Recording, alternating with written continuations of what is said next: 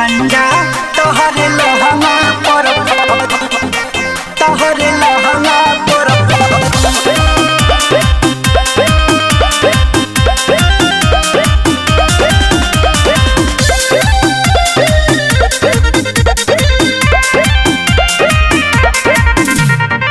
करेला तंग रंगया पन देखाई के अच्छा तीन पैबो हम से बहतियाई के। अरे ऐसे ना बोलो सुना का हो करेला तंग रंगया पन देखाई के जिती न पैबो हम से बहतियाई तोहर मनवा जाई हो हरी।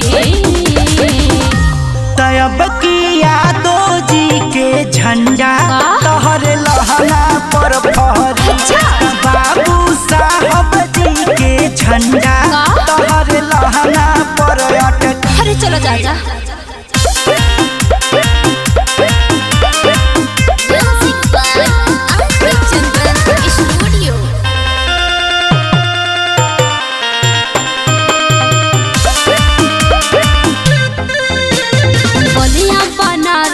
छपरा में चपई नहीं केहू कमरिया।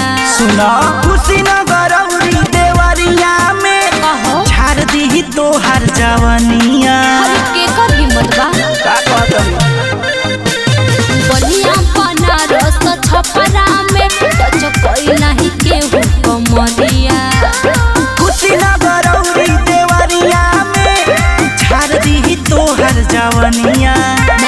गोरखपुर के मन रखनी अरे बुझाई तब की जादो जी के झंडा तोहर लहंगा पर फहरी तब की राव जी के झंडा तोहर लहंगा पर फहरी तोहर लहंगा पर फहरी तोहर लहंगा पर फहरी।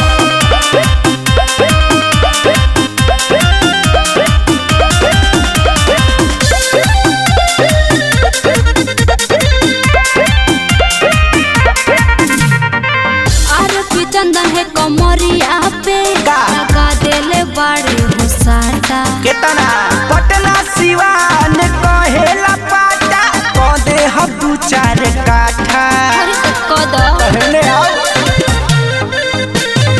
अभय कुमार है कमरिया पे लगा देले बड़े हुसाटा। पटना सिवान कहेला पाटा कदे हम दू चार काठा।